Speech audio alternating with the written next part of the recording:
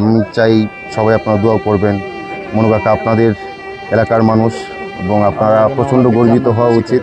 উনি খুবই চমৎকার মানুষ। ওনার হয়তো অনেক ঐশ্বর্য, অনেক ধন সম্পদ, অনেক কিছু উনি করেন নাই।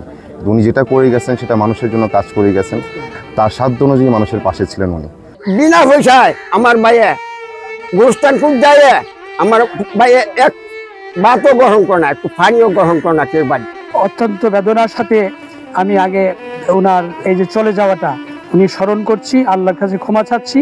তবে উনি খুবই ভালো মনের মানুষ ছিলেন আমার জানা মতে। যখন মনু কাকা বাইরের থেকে বের হয়েছে ঘোড়া নিয়ে, তখন আমরা সবাই ভেবে নিছি যে কেউ না কেউ মারা গেছে, উনি কবর খুঁড়তে যাইতেছেন।